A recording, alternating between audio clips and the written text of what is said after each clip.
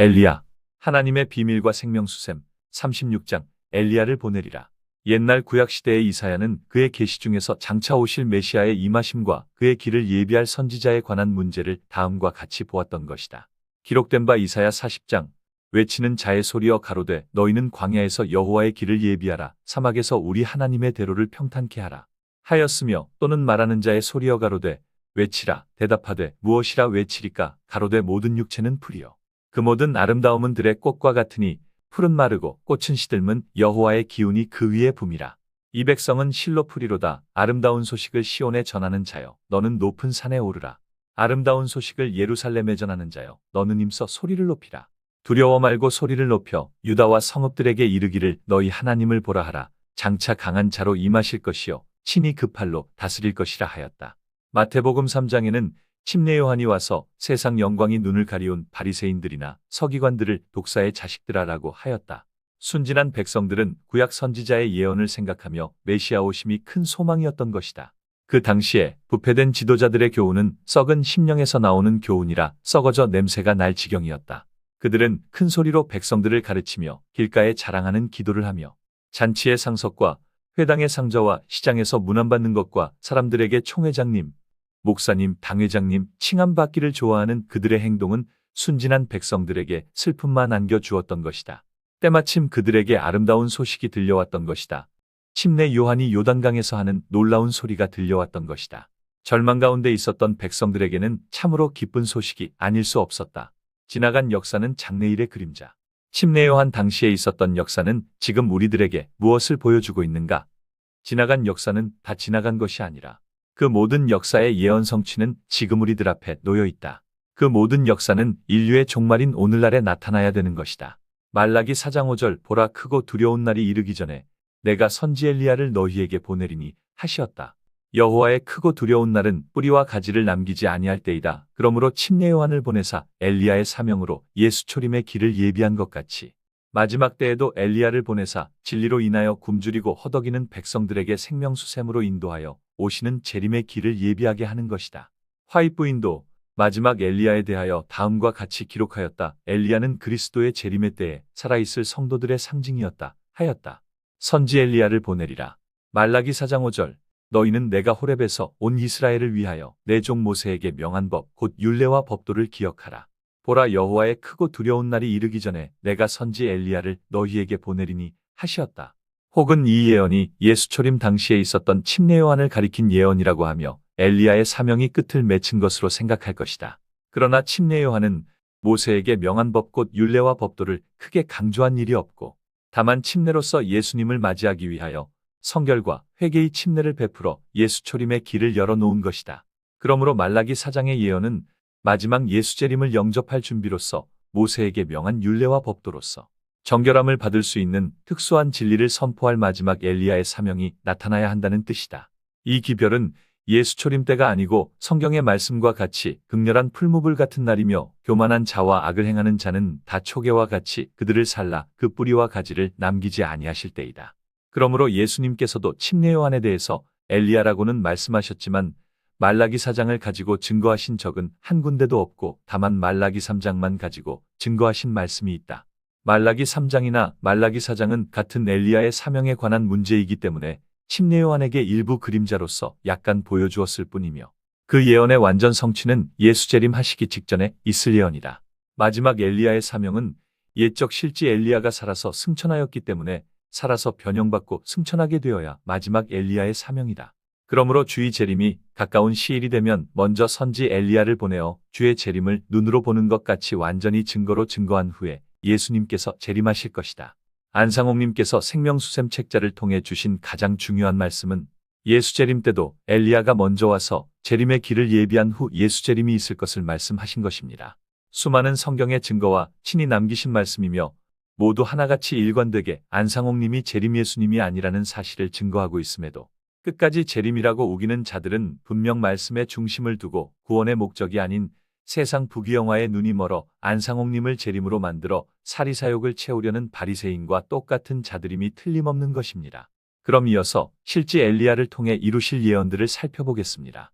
디셉 사람 엘리야는 주전 876년에서 854년 북이스라엘 아방 당시 3년 반 예언하는 동안 하늘에 비가 내리지 않고 있다가 예언이 끝나고서야 하늘에 비를 내렸던 역사로, 이는 엘리야가 올 때 영적으로 심한 기갈에 처해 있을 것을 나타내는 예언인 것입니다. 엘리야는 가장 먼저 야곱의 아들 수요를 따라 12돌을 취해 제단을 수축하고 우상 숭배에 빠져 있던 이스라엘 백성을 회개시켰으며, 바알 선지자 400인과 아세라 선지자 450인을 기손 시내로 끌고 가 모두 죽이고 마지막은 승천함으로 그 사역을 마쳤던 선지자가 엘리야입니다. 이사야서나 말라기서에 엘리야가 다시 올 것이라 예언하였으며, 엘리야가 와서 그리스도의 길을 예비할 것을 증거하였던 것입니다.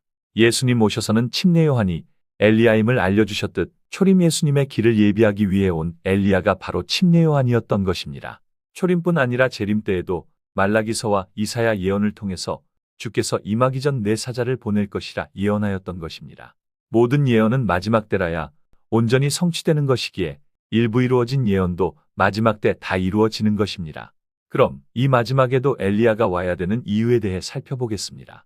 안상홍님께서 올리시기 전 1984년 살아되신 하늘어머니를 증거하실 때 예식장에서 예복 입고 사진을 남기심으로 아브라함 하나님으로 오셨음을 증거하셨고, 또한 털옷을 입고 침례 주심으로 재림이 오시기 전에 엘리야 사명도 있으시며, 초림에 못다 이루신 다윗의 위 37년 사역도 있으시고, 모세 같은 선지자 입장으로도 오셨는데 모세와 같은 선지자를 예수님이라 하였고, 예수님은 탄생부터 모세와 같은 길을 걸으셨으며, 모세가 애굽의 종노릇하던 이스라엘 백성들을 유월절로 해방시킨 것처럼 예수님 역시 사망의 종노릇하던 영적 이스라엘 백성들을 유월절로 사망의 종에서 이끌어내셨던 것입니다. 하지만 광야 40년 중 3년밖에 하지 못하시고 올리시면서 이 우리에 들지 않은 다른 양들도 내가 인도하시겠다는 말씀대로 초림에 못다 이룬 모세의 사역을 이스라엘 독립대인 1948년에 오셔서 2000년 전 예수님께서 세워주신 유월절이 사라져 또다시 종노릇하는 자들을 유월절을 찾아주심으로 죄의 종에서 해방시켜 주셨던 것입니다. 하지만 모세가 가나안 들어가지 못하고 광야에서 죽은 것 같이 안상홍님도 37년 사역 마치고 죽으실 것으로 거울과 실물로 보여주신 것입니다. 또한 광야 1세대가 광야 노정에서 모두 죽고 2세대만 들어간 역사는 거울이 되고, 안상홍님과 함께 나와 1985년 이전에 침례받은 사람들이 1세대가 모두 천국에 들어가지 못하는 것은 실상이 되며, 1세대 중 여호수아와 갈렙 두 사람만 가나안 들어간 역사는 거울이 되고, 두 사람은 두 증인으로 계시록 11장과 스가랴 4장의 두 증인은 온 세상에 주로 모시고 선자, 성경을 뜻하며, 우리가 볼 수 없는 천국을 미리 정탐하고 온 두 증인 역시 성경이며, 과연 천국은 젖과 꿀이 흐르는 곳이며 사단은 우리의 밥이라고 외치고 있는 말씀 역시 성경입니다. 모세 같은 선지자 안상홍님 남기신 말씀이 곧 성경인 바, 안상홍님 올리시기 전 총회장에게 내가 손과 발을 쓰지 못하더라도 나를 따를 수 있겠습니까? 라고 물으신 것은 육체는 올리셔서 손과 발은 쓰지 못하시더라도 남기신 두 증인 성경으로 인도하시겠다는 말씀이시며, 모세로 오신 안상홍님께서 가나안으로 인도하는 선지자로 세운 것은 남기신 말씀 곧 성경이었습니다. 총회장은 안상홍님 앞에서는 따르겠다고 하고서는 올리우 신후에는 안상홍님 말씀 변개하고 훼손하였던 것입니다. 진리 변개하실 것을 아시면서도 세운 것 역시 광야의 역사가 거울이 되었으니 바로 노뱀 사건이 거울인 것입니다.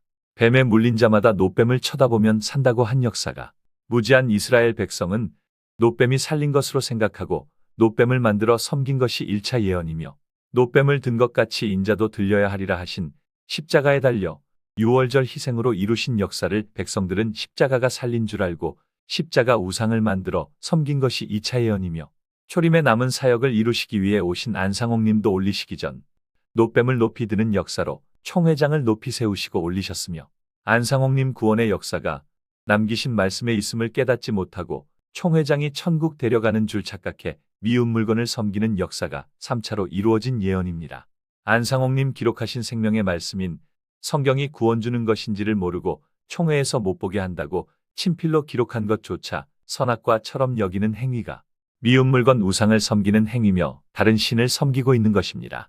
이렇게 모세와 같은 선지자로 오신 안상홍님 말씀이 이지러지고 무너져 있으므로 마지막에 반드시 엘리야가 와서 모세에게 명한 법은 안상홍님 말씀이며, 말씀은 곧 율례와 법도인 것입니다.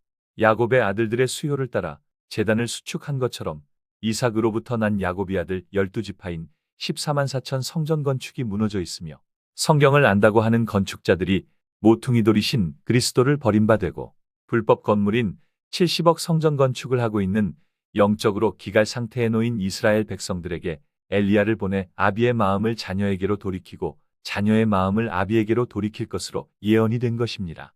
이지러지고 회파된 진리를 바로 세우고 성전의 귀한 모퉁이 돌이 되시고 산돌이신 그리스도 위에 12돌을 수축함으로써 아비의 마음을 자녀에게로 돌이키고 자녀들의 마음을 아비에게로 돌이키는 예언이 이루어질 수 있게 되는 것입니다. 그래서 마지막 구원받을 14만 4천을 엘리야의 사명자라고 하신 것입니다. 엘리야의 사명자인 14만 4천이 하루빨리 돌아와서 슬픔에 잠긴 예루살렘 백성들에게 재림 예수님이 자녀 구원하러 오셨다는 이 기쁜 소식을 전하고 무너진 제단을 바로 세우는 예언이 여자의 남은 자손 모두에게 응하길 기도하겠습니다.